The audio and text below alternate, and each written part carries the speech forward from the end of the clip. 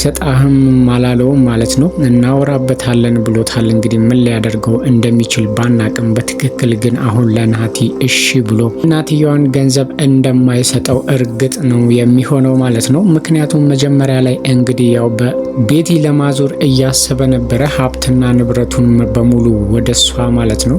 እሷን በበኩሏ እንግዲህ ከሱ ጋር ያላት ቁርኝት የፍቅር ወይም ደግሞ የባለቤትነት የትዳር ሳይሆን የገንዘብ ፍላጎት እንደሆነ ግልጽ ነው ማለት ነው። ያው እሱ ሀብትና ንብረቱን እንግዲህ ወደ እሷ ካዘዋወረ እሱ ላይ ራሱ ትልቅ ችግር ልትፈጥርበት ትችላለች ማለት ነው። ምንም ደስተኛ አይደለችም። እንግዲህ ያው ሀብትና ንብረቱ ቢያታልላትም ትልቅ ስህተት እንዲሰራ እያደረገችው ነው ያለችው ማለት ነው። ሀብትና ንብረቱን ወደ እኔ ማዞር አለብህ ብለዋለች። እሱም በዛ ነገር ተስማምቷል ማለት ነው። ከናቲ ለማሸሽ እና ማለትም ከናትየዋም ያው በህይወት ስላለች ማለት ነው። በሁለቱም ሀብትና ንብረቱን ለማሸሽ እንግዲህ ወደ እኔ ማዞር አለብህ ስትለው ሀሳቡ አስማምቶታል ማለት ነው። እሷ ግን እንግዲህ ከጀርባዋ የራሷን አላማና የራሷን ግብ ይዛ ነው እየተጓዘች ያለችው ማለት ነው። በእርግጥ አሁን ላይ ከሱ ጋር ትሁን እንጂ ዘላለማውን ማለትም ከሱ ጋር የምትቆይበት ሂደት እንግዲህ አይታወቅም። ማንኛውም ሰዓት ልትተውና ልትከዳው ትችላለች ማለት ነው። ሀብትና ንብረት ፍለጋ ነው የገባችው። ያ ሀብትና ንብረት ደግሞ በሙሉ ወደ እሷ ስም ከዞረ ከሱ ጋር ምንም ልታደርግ አትችልም ማለት ነው። አቶ ገዛኸኝም እንግዲህ ዞር ብሎ ያላሰበውና ያልገመተው ነገር እንግዲህ ይሄን ሀብትና ንብረት ወደ እሷ ባዞር ልትከዳኝ ትችላለችም ብሎ ቆም ብሎ ማሰብ አልቻለም። እሷ አሁን ላይ እያሰበ ያለው እንግዲህ ከናቲና ከናቲ እናት ማለትም ከድሮ ሚስቱ ማሸሽን ብቻ ነው ማለት ነው ያሰበው።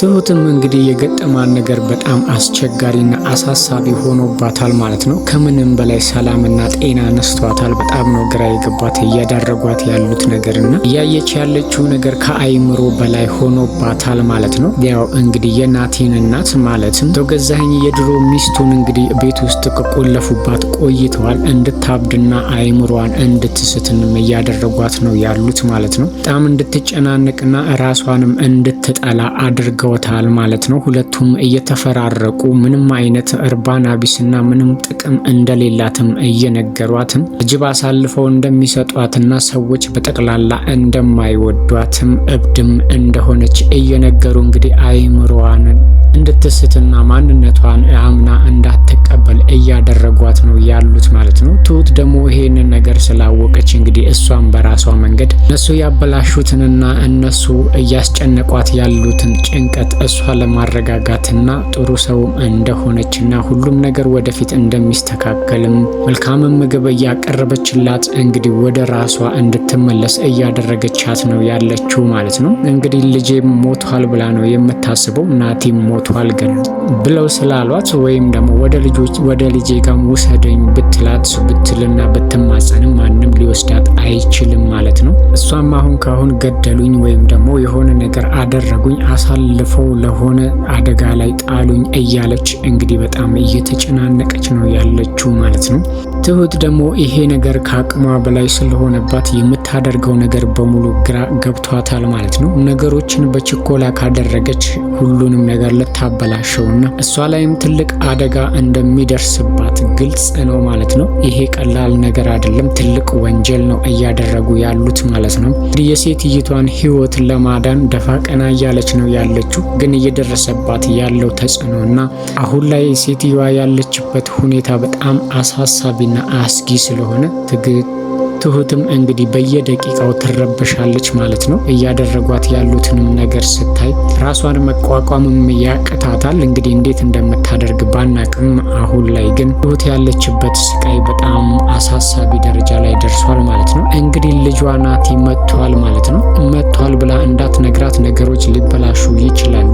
ናቲም እናቱ እንደሞተች ነው የሚያስበው። እናትክ በህይወት አለች ብላ ብትነግረውም እሱም ራሱ ሌላ ችግር ሊፈጥር ይችላል ማለት ነው። ስለዚህ ነገሮችን በእርጋታ ለማድረግ እያሰበች ነው የምትመስለው ትሁት ማለት ነው። ምንም ነገር አልተናገረችም፣ ግን ምን ማድረግ እንዳለባት ራሱ ማወቅ አልቻለችም። ብነግረውስ ባልነግረውስ እያለች እንግዲህ ከራሷ ጋር እየተሟገተች ነው ያለችው ማለት ነው።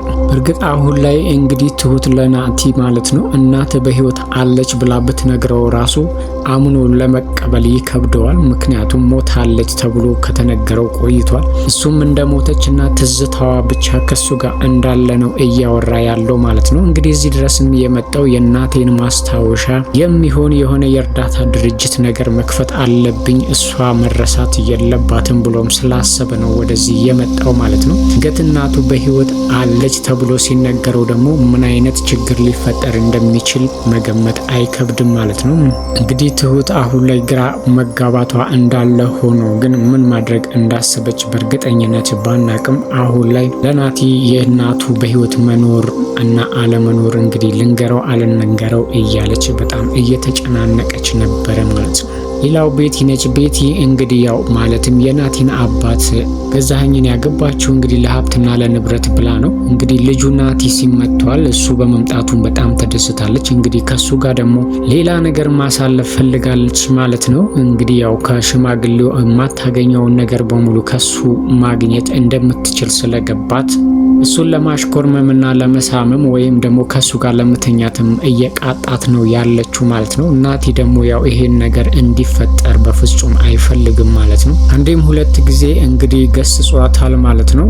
እሷ ግን መጀመሪያም እንደምትወደው ግልጽ ነው ማለት ነው። ገና መምጣቱን ስትሰማ ነበር የተደሰተችው ማለት ነው። እሱ ግን ገንዘብና ከፍቅር መርጠሻል፣ ስለዚህ የመረጥሽውን ነገር ይዘሽ ቁጭ በይ ብሎ አስጠንቅቋታል በመጀመሪያው ማለት ነው። እሷ ግን ምንም አርፋ ለመቀመጥ አልቻለችም። እንግዲህ የተኛበት ድረስ እየሄደች እያስቸገረችው ነው ያለችው ማለት ነው። ባሏም እንግዲህ ስለተጠራጠራት ትሁቴን እነዚህ ልጆች ጠብቂልኝ ብሏታል ማለት ነው። ትሁትም ባነጋገሩና ባስተሳሰቡ በጣም ግራ ስለገባት የምትናገረው ነገር አልገባኝም ስትለው እሱም እንግዲህ እኔም የምናገረው ነገር አልገባኝም፣ ግን ሁለቱም ከአይኒ ስር እንዳይርቁ ተከታተይልኝ ብሏቸዋል ማለት ነው። ድንገት እንግዲህ ደግሞ ትሁት እንዳጋጣሚ ወደ ሳሎን ስትሄድ ያው ቤቲ ልትስመው ስትሞክር አይታለች ማለት ነው። ይሄንንም ጉዳይ እንግዲህ ሁለቱም ይቅርታ ጠይቀዋታል ማለት ነው። ማለትም ናቲ በጣም ይቅርታ፣ ቅድም ያየሽው ነገር እንግዲህ በፍጹም እንዳሰብሽው አይደለም ብሎ ሀሳቡን ገልጾላታል። ቤቲ በበኩሏ ግን እኔና አንቺ መስማማት መኖር ካለብን ቅድም ያየሽውን ነገር አንቺ ጋር ብቻ ነው መቆየት ያለበት ወይም እንዳልተፈጠረው እርሺ ብላታለች ማለት ነው። ትሁትም እንግዲህ ነገሩና ጉዳዩም ስለገባት ምንም ነገር አታስቢ፣ ሚስጥርሽ ሚስጥሬ ነው ብላታለች ማለት ነው። ናቲም እንግዲህ እዛ ቤት ውስጥ ማለትም እናቱ የነበረችበት ቤት ውስጥ በማደሩ በጣም ተጨናንቋል ማለት ነው። የእናቱ ድምፅ እንደሚሰማውና በፍጹም መተኛት እንዳልቻለም እየተናገረ ነው ማለት ነው። እንግዲህ ያንን የተዘጋ ክፍልም ከፍቶ ለማየት ፈልጎ ነበረ። ትሁትንም እንግዲህ ቁልፉን ሲጠይቃት እኔ ጋር አይደለም ቁልፉ የት እንዳለ አላቅም ብለዋለች። በእርግጥ ያው ቤቱም ስለሆነ ቁልፉን ፈልጎ አግኝቶታል ማለት ነው። ያንን የተዘጋ ክፍልና እናቱ የምትኖርበትን ማለትም ቆልፈው የሚያሰቃዩባትን ክፍል እንግዲህ ናቲ ለመክፈት እየሞከረ ነበር ማለት ነው። እንግዲህ ድንገት ተሳክቶለት የሆነ ነገር ካላስቆመውና የሆነ ነገር ካልተፈጠረ በስተቀር እንግዲህ በሩን ከፍቶ ሲገባ እናትየዋን ሊያገኛት ይችላል ማለት ነው። ወይም ደግሞ እነሱ ቀድመው አስበው ከሆነ እዛ ክፍል ውስጥ ዞር አድርጓት ይሆናል ብለን እናስባለን። ምክንያቱም ይሄ ነገር በጣም ትልቅ አደጋ ሊፈጥርባቸው ይችላል ማለት ነው። ስለዚህ ድንገት ድምፅ ከሰማና ያዛ ክፍል ውስጥ እንግዲህ የሆነ ነገር እንዳለ ከተጠራጠረ የሚፈጠርባቸውን ነገር ስለሚያውቁ እንግዲህ ቀድመው ነገሮችን ያመቻቹ ነው የሚመስለን ማለት ነው። ግን ለማንኛውም ናቲ ቁልፉን ከተቀመጠበት አንስቶ እንግዲህ እናትየዋ ስትኖርበትና አሁን ላይ እየሰቃዩት ያሉበትን ክላስ እንግዲህ ከፍቶ ገብቷል ማለት ነው። ሌላው አቶ ገዛኸኝን እንግዲህ ናቲ የጠራለት ብር በጣም አስቆታል፣ በጣም አስገርሞታል ማለት ነው። እንግዲህ 15 ሚሊዮን ለጊዜው እፈልጋለሁኝ ካለው ነገር በሙሉ ይሄ ቢያንስ እንጂ አይበዛም ብሎታል። አባትየውም እንግዲህ ትንሽ ከበቂ በላይ ነው፣ በጣም በዝቷል እያለው ነው። ልጁ ደግሞ በፍጹም አልበዛም፣ እኔ የእናቴን ድርሻ ነው እየጠየቅኩህ ያለሁት፣ ያንተን ድርሻ አይደለም። ቀድመህ አንተ እንደውም ልታስብና ልትረዳ ይገባህ ነበር፣ አንተ ግን በፍጹም ይሄንን አላደረክም፣ ለእናቴም ግድ የለህም ብሎታል ማለት ነው። እሱም እንግዲህ እናቱን እንደሚወዳትና በእሷ አሁንም ድረስ ከአይምሮ እንዳልጠፋች እየነገረው ነው ማለት ነው። እርግጥ ይሄ ማስመሰሉ እስከ መቼ ድረስ እንደሚቀጥል ባናቅም አሁን ላይ ግን ናቲ የጠራው ብር ትንሽ ያስጨነቀውና ወይም ደግሞ በቀላሉ እሺ ብሎ ሊሰጠው እንደማይችል ነው የሚሰማን። ለማንኛውም በቅርቡ አሳውቅሃለሁ ብሎ እንግዲህ ቀነቀጠሮ ሰጥቶታል ማለት ነው።